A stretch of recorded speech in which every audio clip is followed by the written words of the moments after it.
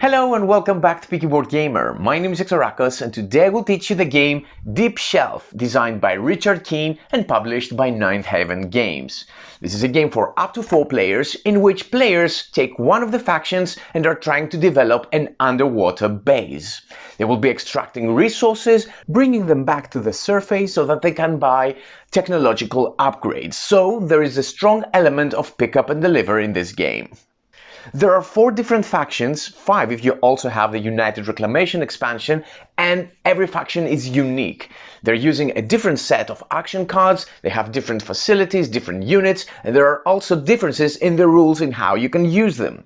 Also, each faction has a super building which, once built, it unlocks many other abilities for the player. There's a lot of stuff going on in this game, so grab your coffee and let's start. In the game, players are exploiting the Earth's ocean to find the suitable resources and technology required to construct a space colony ship that will transport humanity to Alpha Centauri. Players take control of a faction with unique powers, navigating with submarines and crawlers into the ocean depths, scouting and developing underwater surface parts called shelves. On their turn, players choose their actions by playing a pair of cards. These actions will allow them to move, construct facilities, extract ore and then refine them to upgraded material, assign scientists and acquire technological upgrades, transport material to surface and trade it to increase their funds. While exploring, they will encounter underwater anomalies and try to drive a fearsome underwater creature, the Depth Dragon, out of their path. When a marker reaches the end of a collapse track or when technological research is complete, the game ends and players count their score. The winning faction will lead humanity in the voyage to the next world in Deep Shelf. At first, place the board in the middle of the table. Then place the Depth Dragon on the space with this indication on the board. The Depth Dragon has 2 red sides, 2 green sides and 2 neutral grey sides. When you place the dragon, rotate it so that the 2 green sides point to the top and bottom sides of the main board. Place the 4 market tokens on the 3rd space of each market track, counting from the left. Place the 9 anomaly tiles on the 9 anomaly recessions on the board. Place the exploitation and collapse marker on the 0 space of the exploitation track. Then shuffle the exploitation event cards and place them on this space on the board facing downwards. Next, place the upgrade tray and research board next to the main board. The research board is double-sided. Use the side applicable to your player count as indicated here. The upgrade tray holds 24 different upgrades and some of them come in many copies. The first time you play the game, you must first sort all tiles based on the name on the bottom of the tile. Then you place them in the tray based on their primary resource type cost and the amount. The primary resource cost type is depicted on the top left corner of the tile. It is either gold, palladium or osmium. So in the first 2 columns I have placed all tiles that need gold as their primary cost. Then you have palladium and osmium tiles. In the top 2 rows you place the tiles that require only 1 resource. In the 3rd row are tiles requiring 2 resources, and in the last row are upgrades which require 3 resources as their primary cost. Important! If this is a 2 players game, you have to remove 1 copy of every upgrade type of the 3rd row. In this video I'll be setting up the game for 3 players, so I will not be removing any of these tiles. Also keep a supply of the 9 discount tokens near the upgrade tray. Next, create a supply of resources. The main resources are gold, palladium and osmium, and these come in 2 forms, raw and refined. Then you also have kelp and slag resources. Create supplies of credits. We have 3 denominations of 1, 2 and 5 credits. A supply of dice, and also keep a supply with the resource modifiers and the Deep Explorer token. Now we'll deal with the shelf tiles of the game. There are 2 types of tiles. Green tiles are shallow tiles and the blue tiles are the deep tiles. 5 of the tiles depict a small T on the right side. These are the 5 trench tiles. Using any random way, select 2 of them to use and place them in the rightmost 2 shelves, which is the trench area. You need to place them facing upwards. The rest trench tiles will not be used. You will also find some tiles depicting an A or an E. You need to remove all of these tiles from the game, as these are not used in the normal mode. Within these tiles you will also find impassable tiles. You have to separate all of these tiles. The purpose of impassable tiles is to cover some spaces if you play the game in lower player counts. The spaces that need to be covered are indicated by these symbols. There are some such spaces on the top and some such spaces in the bottom. If it is a 3 players game, like in our example, choose either one of the sides and cover all of the spaces. So I would have to cover these spaces. If it is a 2 players game, you also need to cover the indicated spaces of the other side as well. Any remaining impassable tiles are removed from the game. Now from the remaining shallow shelf tiles, find and separate the 4 tiles that depict this small OS symbol, and place all remaining shallow shelf tiles in the teal bag. Also place all remaining deep shelf tiles in the dark blue bag. Leave these bags next to the board. On the left side of the shallows area, there are 4 dock spaces and each one is bordering 2 shelves. Take the osmium shelf tiles you separated earlier and place one of them facing upwards in the OS slots on the main board. Since this is a 3 players game, this is a leftover tile and it should be removed.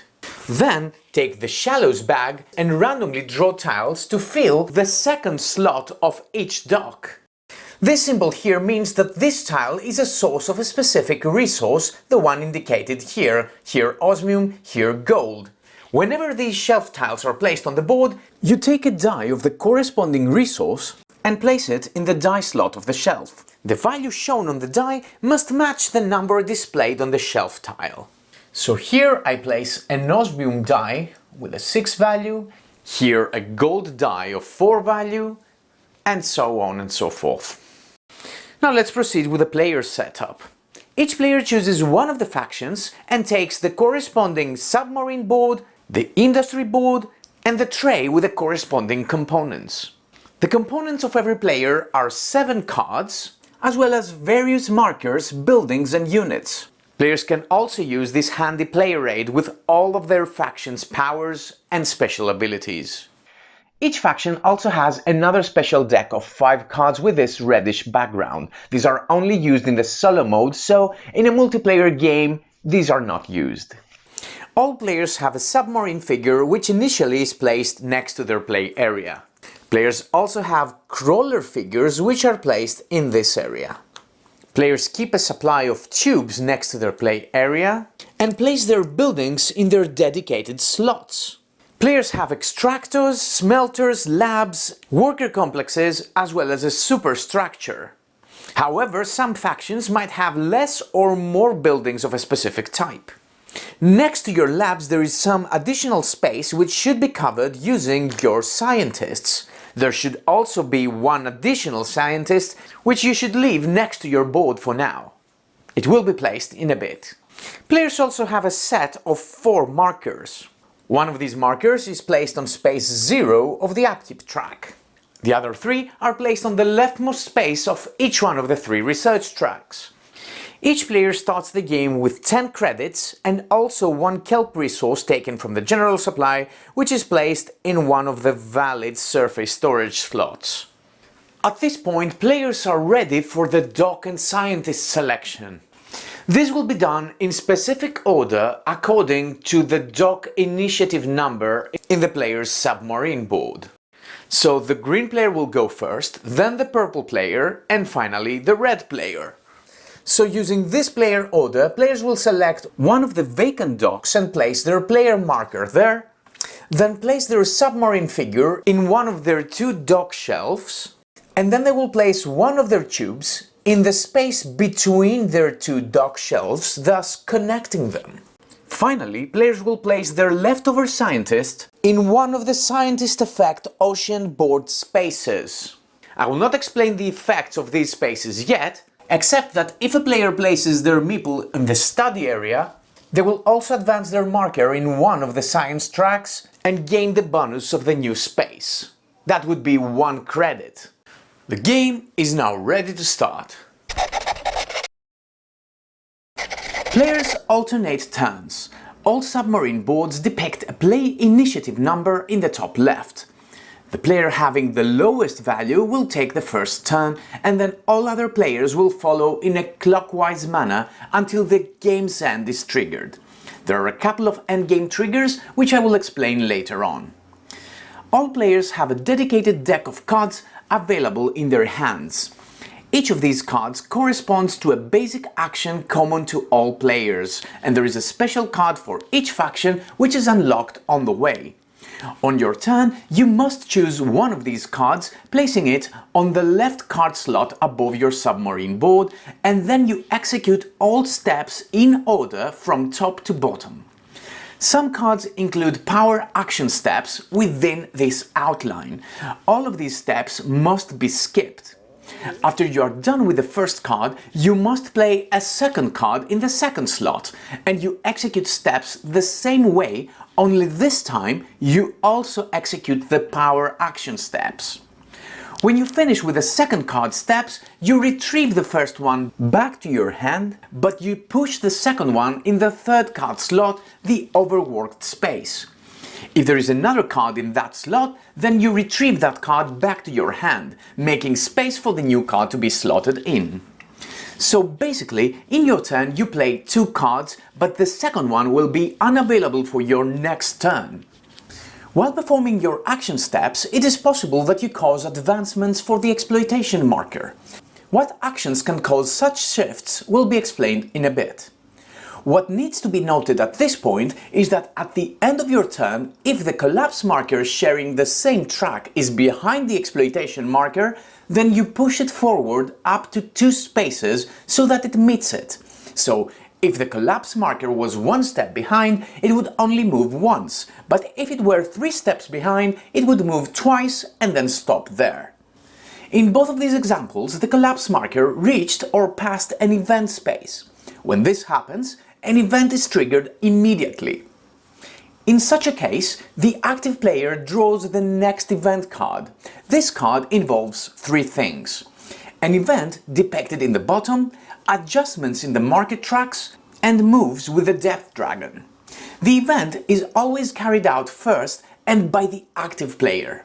Then, the market adjustments are carried out by the player sitting to the left of the active player, as indicated by the position of the illustration on the card.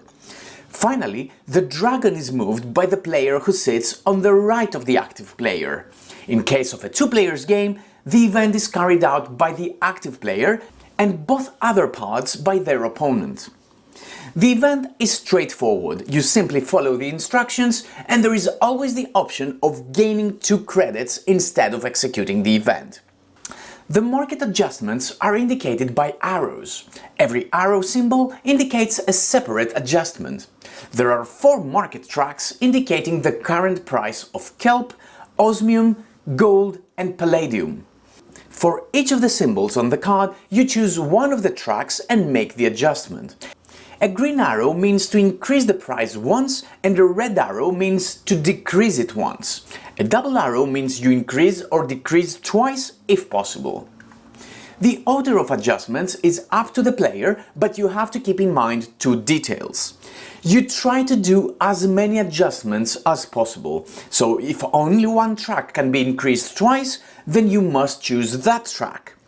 The second is that you must choose different tracks for every adjustment if possible.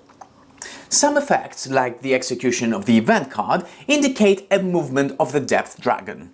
The number of moves is indicated by the illustration. For example, in our event card, it is 2 moves. For each move, the dragon moves to an adjacent shelf. The dragon can step only in shelves that are vacant of player figures or facilities. So, in our example, you can see the possible next step for the dragon. If during movement the dragon passes over a shelf that has resources, all these resources are discarded. When you move the dragon, you maintain the orientation of the figure, but after every move step, you may rotate it by 1/6 of a turn. Rotating the figure is optional, but the full move of the dragon must be made if possible. So now I must make the second step. Let's say I move the dragon here and I choose to rotate it again. As the game progresses and the board gets more crowded, it might not be possible to move the dragon to a valid location. If the full move of the dragon cannot be made, the dragon must return to its initial dragon space or in one of the space's 6 adjacent shelves in any orientation that the player chooses. If that is also not possible, the dragon is removed from the game. As you can see, some of the sides of the dragon's figure base are red or green. After the dragon ends its movement, all players owning facilities on shelves adjacent to the dragon's red sides get a penalty of increasing their upkeep by 1. Even if a player exists in 2 such shelves, the penalty is still only 1 upkeep increase. Players track their upkeep on the upkeep track. What is affected by upkeep will be explained a bit later. Each player with facilities on shelves adjacent to the dragon's green sides gain 1 credit as a bonus from the general supply. If multiple such shelves belong to the same player, that player gains 2 credits at max. We have now analyzed the structure of a player's turn. I will now explain all of the different basic actions. This here is a list of basic actions. I will start with the move action first, as through it we will understand some of the core aspects of the game like exploration and scouting, and we'll get to know a bit more about shelves. When a player takes the move action, all their units on the board gain momentum points in order to move. First, your submarine gains 1 momentum, you either spend it or not, and then each crawler gains 2 momentum to spend. You don't have to spend all momentum, but you can't keep unused momentum for a later turn. When you're done, you perform scouting. Let's analyze movement first. The board is split into 3 areas: the shallows, the deep, and the trench. A move involves moving your unit to an adjacent shelf. If this shelf belongs to the shallows, then this move costs 1 momentum. To move to a shelf in the deep or trench areas, however, costs 2 momentum. This means that only crawlers may move to the deep or the trench initially, but this can change with upgrades. Crawlers can only move through the player's tubes. If we take a closer look to a shelf, we can see that around it there are 6 spaces that can hold up to 1 tube.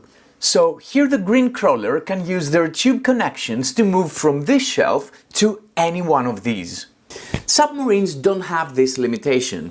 Also note that there can be any number of units on a shelf that can belong to many players. You can also move onto a shelf with an opponent's facility. Important, you may never move on any of your opponent's dock shelves. Also, at any time during your turn, and regardless of the action you're carrying out, if your units are on a shelf that has resources, they can pick them up, except if these resources are on a shelf with an opponent's facility. These are reserved only for that player. So, while moving, you may load or drop resources from your unit on any shelf. It is worth to say now that crawlers have a carry capacity of 2 resources, while submarines have a capacity of 2 resources per cargo hold. Initially, submarines have only 1 cargo hold, but this can change with upgrades. Except on moving to an adjacent shelf, most of the factions can sort of teleport their units by using their acceleration network. Every faction has specific facilities that make its acceleration network. This is identified by this symbol. For example, for Cogent Industrial, smelter facilities on the main board are assumed to be interconnected and adjacent, and you can move your unit from one to another by spending the normal momentum cost depending on the type of the shelf in the final destination. In this example, that would be 2 momentum. Finally, if a unit is located in one of the faction's base shelves, you can spend 1 momentum to dock that unit. When you dock, you can unload resources from the unit's cargo hold or the shelf itself to the surface storage and vice versa. The limit is resources equal to the unit's carrying capacity, but you can spend multiple momentum to be able to make more loading and/or unloading. Now I will introduce you to the concept of scouting. Shelves that have a shelf token in their slot are regarded as explored shelves. If there is no token, then the shelf is unexplored. The last step of the move action always allows you to scout. Scouting may also be allowed by other means. When you scout, you check if any of your units are currently located on unexplored shelves, as well as the type of these shelves. In this example, the red player has 2 units on unexplored shelves. One is in the shallows and the other on the deep area. Then you draw 2 shelf tiles from the bags, regardless of how many units are scouting. This of course can change with specific upgrades. You can draw your 2 tiles from any bag or split it among bags, keeping in mind, however, that tiles can only be placed in the corresponding area.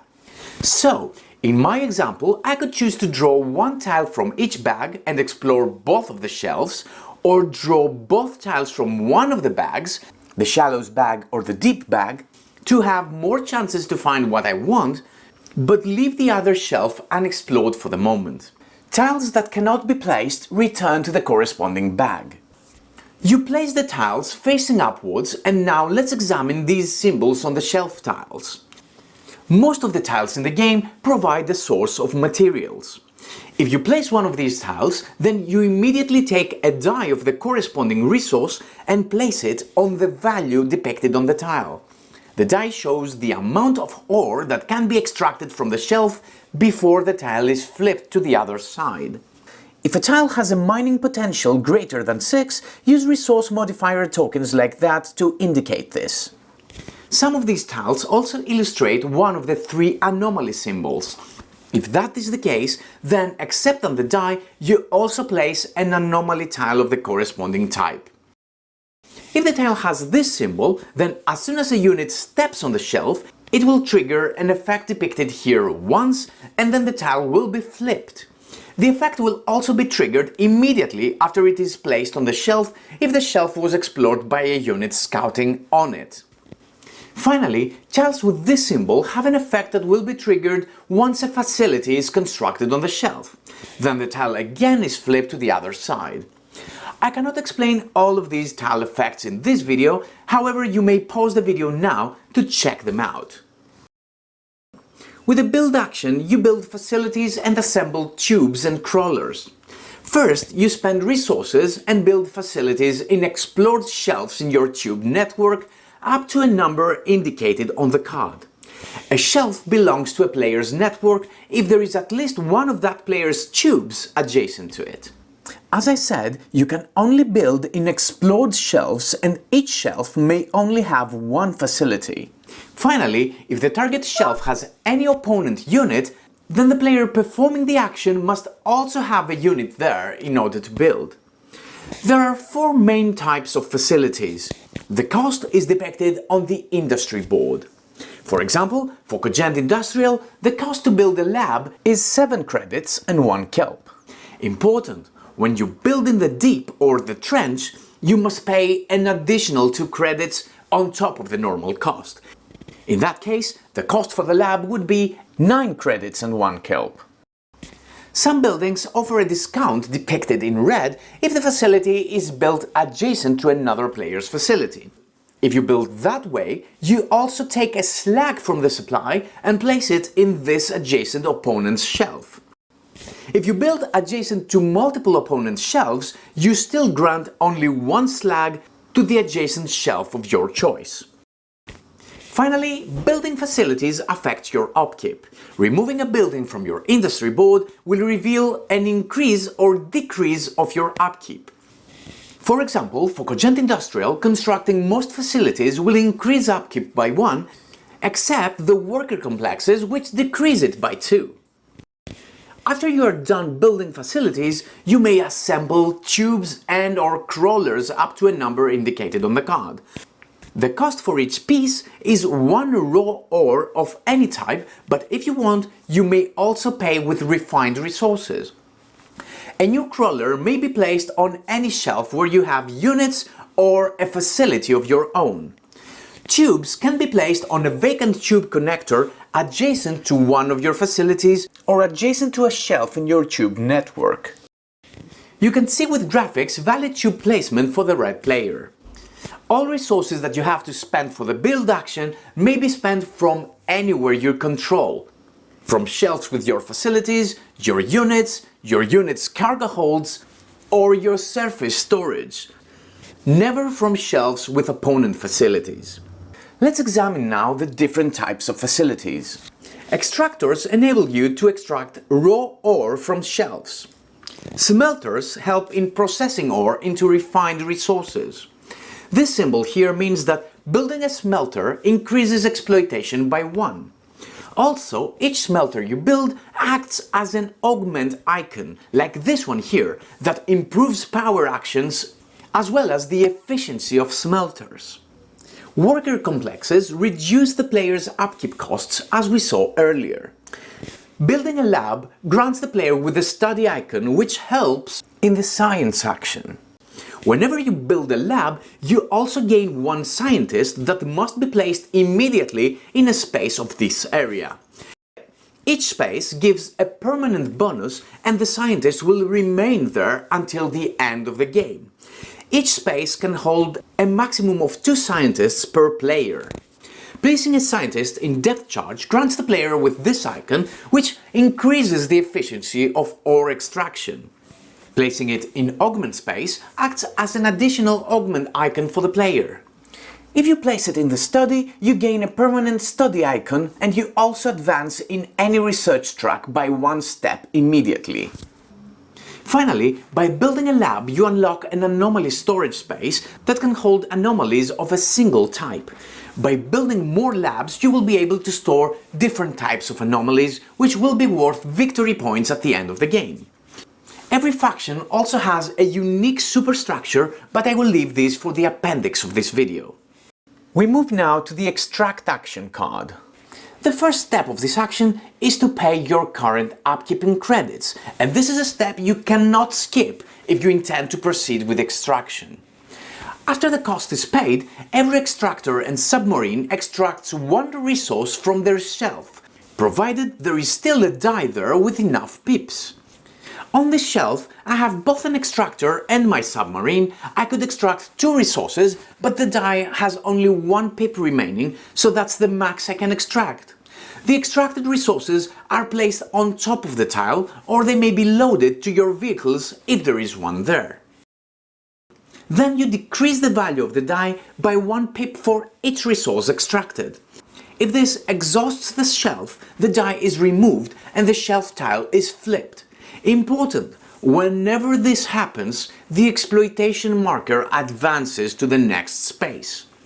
Very important! Extraction is not optional. If you can, you must extract. Also, the limit of resources that can be on a shelf is 4. This can be exceeded, but at the end of the action, the phasing player must return excess resources back to the supply. Remember the depth charge space where you can place your scientists?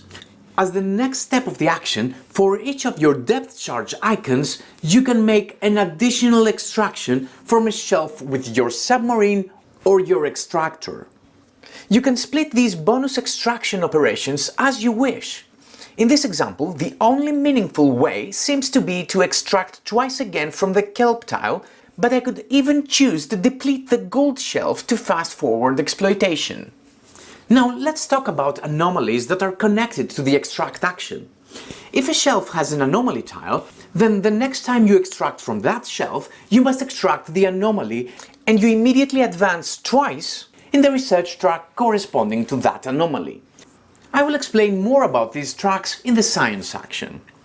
Afterwards, you must either store the anomaly or discard it back to the supply.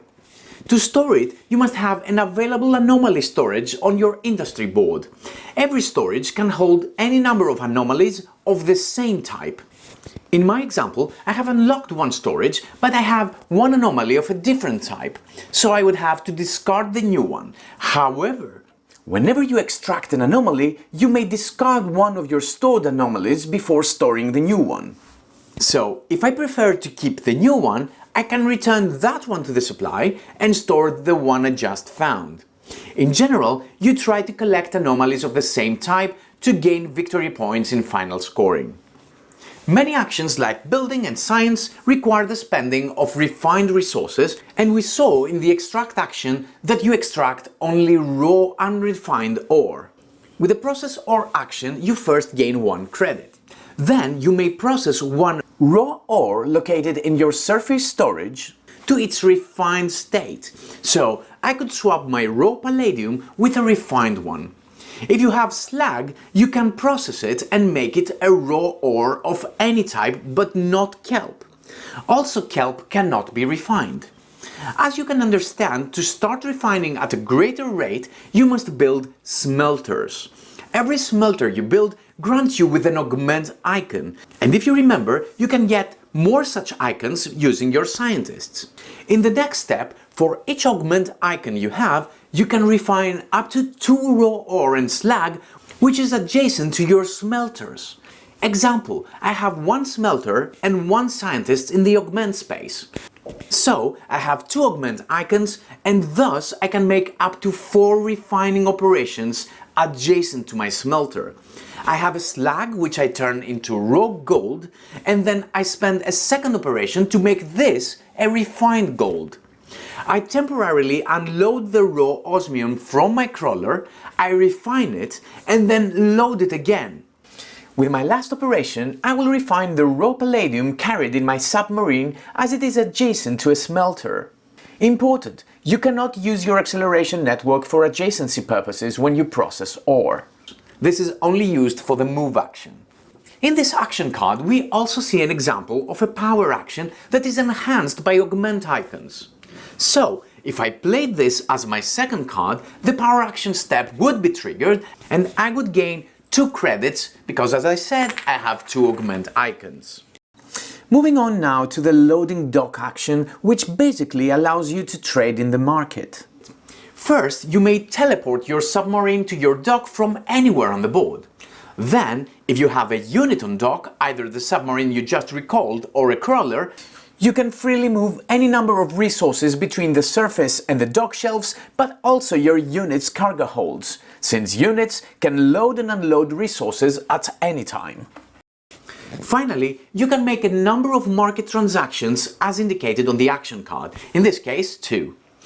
Every transaction involves selling or buying a single resource. You can buy or sell refined resources or kelp at the price indicated on their corresponding market track. So I could now buy or sell kelp for 2 credits. When you buy, the market price increases, and when you sell, the price falls by 1 step. Important, you may never buy and then sell the same resource on the same action. If you have raw unrefined ore of any type, you may sell it for 3 credits apiece. This will not affect any of the tracks. Any resource you sell must come from your surface storage, and any resource you buy is placed either to the surface storage or the dock tiles, and in case you have a unit there, also into its cargo hold. The last action is science, which enables players to buy upgrades and advance in the 3 research tracks. First, the player must spend 1 kelp that can come from anywhere the player controls. Then the player spends refined resources to buy a number of upgrades as indicated on the card. The cost to acquire the tile is depicted on the top part. There is a primary cost on the left and a secondary cost on the right, if any. Both costs must be paid, and these resources must come from the surface storage. However, instead of returning these to the supply, you place them in the top part of the board in the area corresponding to the resources you spend, filling empty slots from left to right. Example, let's say I'm performing the science action. I spend the kelp and now I want to acquire the secure cargo hold upgrade. The cost is 1 refined gold and 1 refined palladium that must come from my surface storage. The gold piece will be placed here and the palladium there. Now look what happens. Some of these slots have an indication in the bottom. Whenever you cover a slot that has such an indication, you take the corresponding discount token of the next higher value and place it here. This marker indicates that from now on there is a discount of 1 gold when you buy upgrades requiring gold as the secondary cost. I will now buy my second upgrade and I choose Purity Refinement. Its primary cost is 2 osmium that always must be paid in full, and its secondary cost is 2 gold, and I will deduct the discount by paying only 1 gold. Again, I place the resources to corresponding slots, and now also osmium will get a discount in the future. In 2-player games only, when you place a resource on one of the spaces with this symbol, you take another resource from the supply and cover the next space as well. In higher player counts, you disregard these symbols. If these slots are full, you return the resources you pay to the general supply. Upgrade tiles you acquire must then be placed on your submarine board on specific upgrade spaces according to this symbol depicted on the upgrade tile. If there is already another upgrade token there, you overwrite it by placing it next to your board. Upgrade tiles grant you with powerful ongoing effects while they remain slotted on your submarine board. Overwritten tile effects are for fate, and the player may not buy the same upgrade in the future. I cannot explain all upgrades. With improved engine, your submarine gets a second momentum when it moves, enabling it to move also into the deep or the trench areas. On the other hand, with the high density hull upgrade, you ignore depth penalties when moving or building, so now the cost to move in the deep and trench areas would be only 1 momentum, and thus your submarine would also be able to navigate there too. You may pause the video now to see all upgrade effects. In the next step of the action, if you purchased at least 1 upgrade, you gain an advancement on the research track of your choice for every study icon you have. As we saw, every lab grants you with a study icon as well as every scientist placed on the study space. If I have built 2 labs and placed both scientists in that study space, I now get to make 4 advancements in total, splitting them as I like among the 3 tracks. I choose to spend it all on the first track, for example.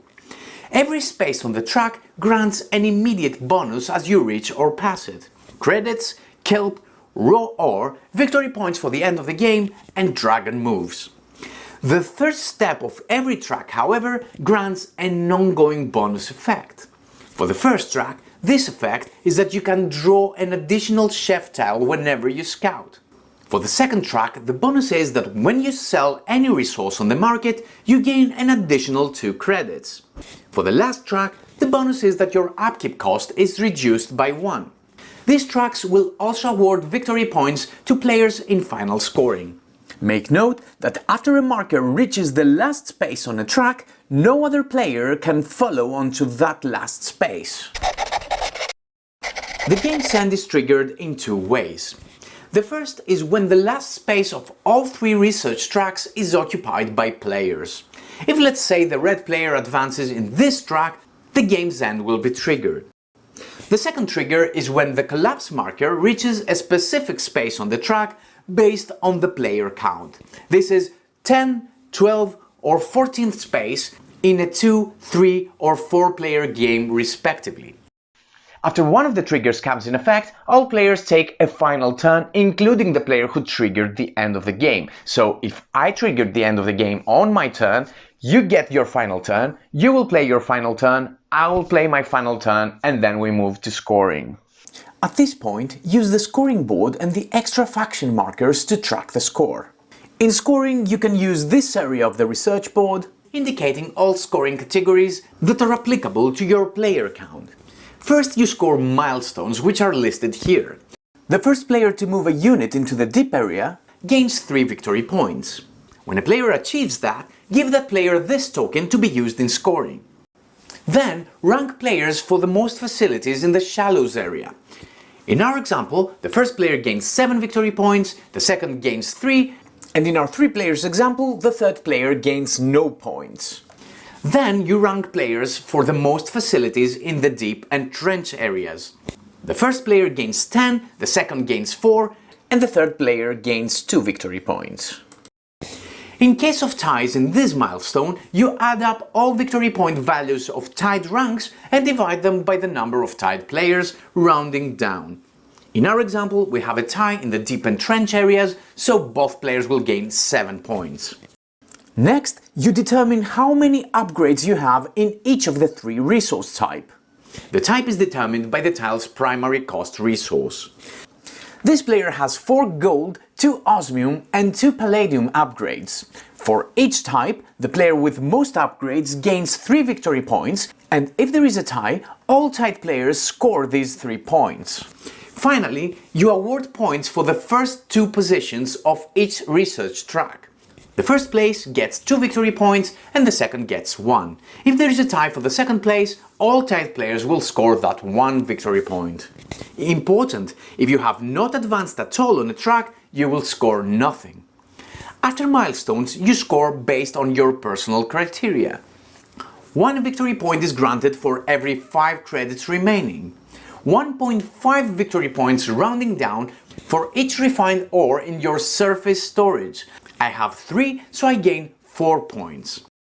Then you gain the victory points you reached or passed with your markers on the 3 research tracks. For example, the red player scores 3 points in this category. You then score points for your stored anomalies. For every anomaly type, you score 1, 3 or 5 victory points if you have 1, 2 or 3 anomaly tokens respectively. The upgrades that I show you on graphics, as well as some shelf tiles, grant victory points in final scoring, which are now scored. Players that have facilities on shelves adjacent to green and uncolored sides of the Depth Dragon will gain 1 victory point per shelf, while players that border the red sides of the dragon will get a penalty of 1 victory point per shelf. Finally, you score faction-specific end-of-game scoring powers. We will see these in the appendix of this video. The player with the most victory points wins. In case of a tie, the winner will be the tied player who took a turn earlier in the final round of the game after the game's end was triggered. We have now finished analyzing the core rules of the game. In the upcoming appendix, I will explain all special characteristics of all factions. There are many differences, but the main one is that each faction has a superstructure which, once constructed, it unlocks the faction's special card. Cogent Industrial starts the game with an improved submarine that has 2 cargo holds instead of 1. This increased carry capacity also provides an advantage when the sub docks to the surface in the move action. The faction's build card enables them to build 2 facilities instead of 1.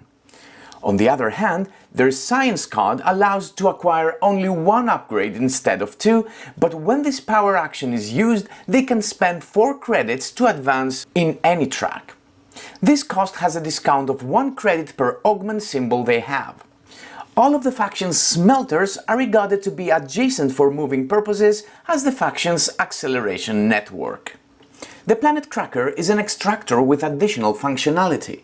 Whenever you extract, apart from the normal extraction of 1 resource from the shelf, the Planet Cracker extracts an additional resource from an adjacent shelf. This shelf can be yours or neutral. You can also choose an opponent's shelf, but not if doing so would deplete the shelf. In final scoring, if you have built the Planet Cracker, you gain 1 victory point for every 2 of your facilities, excluding the Firecracker. Once you build the Planet Cracker, you can also start using the Planet Crack card. This card is an extra extract card. The upkeep is paid with a discount of 1 credit and includes a power action that adds 1 slag in each shelf that contains one of their extractors and has no resources or units. In this example, if I used this, I would add a slag here. The Meneswo Foundation starts with a surface storage that has less capacity by 2 slots in comparison to other factions. They also have an upgrade slot that allows you to place either a hull or a surface upgrade. All of the faction's labs, as well as the Deep Sea Observatory, are regarded to be adjacent for moving purposes as the faction's acceleration network. In the move action, after the Meneswo Foundation scouts as normal, they gain an extra scout in an unexplored shelf adjacent to their submarine. Their build card has a power action step with which they can sacrifice one of their crawlers, returning it to their industry board to place one slag on their shelf, and if they do, they then extract one resource there for every augment symbol they have. So if I had 2 augment symbols, I would add 2 resources and flip the shelf tile. When their superstructure, the Deep Sea Observatory, is built, they immediately gain any one refined resource on the condition of spending it to buy an upgrade along with more of their resources if needed. If they don't buy the upgrade, they don't get the bonus resource. The observatory also comes with an extra scientist, which is used immediately as normal. Their Deep Construct special card enables them to scout any unexplored shelf on the board, drawing an additional shelf tile from the bag than their normal yield. Then they may build one facility as normal with a discount of 1 credit. If the card's power action is used, they assemble a free crawler, placing it at dock for every 2 extractors they have built so far. Their build card begins with an extra step that enables them to spend 2 credits to replace one of their extractors with a smelter, or 2 credits and a kelp for a worker complex. Their worker complexes, however, have a handicap of only reducing upkeep by 1 instead of the normal 2. Their extract card has a power action. When it's used, if they have at least 1 augment icon, they build 1 tube for free, and if they have 2 or more augment icons, they also gain 1 crawler. Their superstructure is the Green Tide project. Once built, you place 2 kelp on the same shelf, and you also lower your upkeep by 1. Optionally, you can also lower the collapse marker by 1 step. In final scoring, if the Green Tide project was built, the player gains 1 victory point for every shelf on the board containing kelp, regardless of owner. All of the faction's worker complexes, as well as the Green Tide project, are regarded to be adjacent for moving purposes as the faction's acceleration network. With their special card, Propagate Spores, they add 1 kelp to all shelves on the board containing a working complex of their own, if there is no kelp on it already. Then their submarine gains 1 momentum to spend and scouts if possible. Using the power action of the card, the player may spend 3 credits and return any 1 crawler to their industry board, and then construct an extractor on an explored shelf in their tube network. You will also have to place the slag if you build next to an opponent's facility.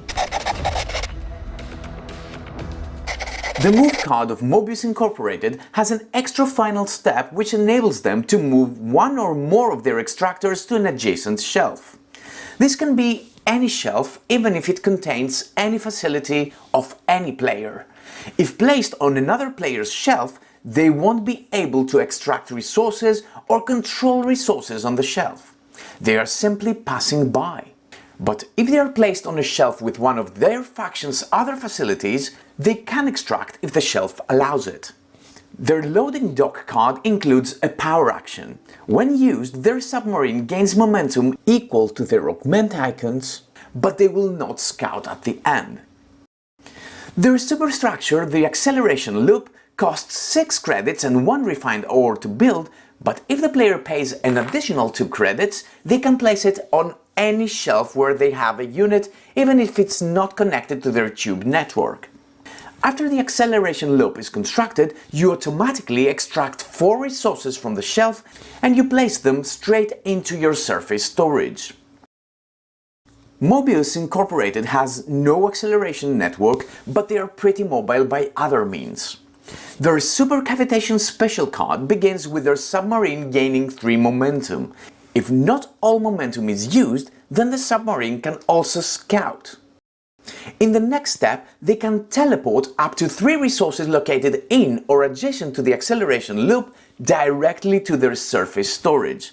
You cannot, of course, teleport resources controlled by opponents. Finally, when the power action of the card is used, you can teleport a Mobius extractor to any shelf that contains a Mobius crawler. United Reclamation is a 5th faction coming as a separate expansion of Deep Shelf. This faction has 2 fewer upgrade slots than other factions, but their surface storage has 2 extra spaces to store resources. A major difference to other factions is that United Reclamation is not using smelter facilities. All smelting functionality is passed to their crawlers. Assembling crawlers provide augment icons and raises exploitation just like smelters do. The faction's process ore action card allows them to refine only 1 ore per augment icon instead of 2. Also, their move action includes a power action step which allows them to build 1 facility if they discard 1 ore. This build also comes with a discount of 1 credit per augment icon they have. The faction's superstructure is the Seahorse, and it's a semi-unit, semi-facility construction. When it's assembled, it must be placed on any shelf containing the player's facility. The Seahorse acts as a second submarine for the player with similar functionality. All effects applying to the normal submarine also apply for the Seahorse. If the Seahorse is on an unexplored shelf when you scout, you draw +1 shelf tile from the bags. In some cases, the Seahorse is considered a facility. If an opponent builds a facility to a shelf adjacent to your Seahorse, they get the building discount, and they will also have to grant you a slag as per the normal rules. Also, if the Depth Dragon ends movement next to the Seahorse, bonuses or penalties will be applied. However, the Seahorse cannot prevent opponents from building a facility on the shelf where it's located. For example, the purple player may build a facility on that shelf, but since the Seahorse is also a unit, the purple player must also have one of their own units there too. United Reclamation uses no acceleration network. Building the Seahorse also unlocks the faction's special card, Overtime. This card includes 2 options, A and B. The player may perform either or even both of the options in any order, but must pay 1 credit for each one they perform. Option A enables you to extract 1 resource from any shelf containing one of your facilities, even if it's not an extractor. Option B enables the player to move one of their units to an adjacent shelf, ignoring crawler tube requirements and depth level movement penalties. When the power action step of the card is used, the player may execute or repeat one of the options of the card without paying the credit. If the move option is selected, the player will also scout in the end. And that were the rules of Deep Shelf by Richard Keane and Ninth Haven Games. If you like our videos and want to see more, please subscribe to our channel. Until next time, have fun and play more board games.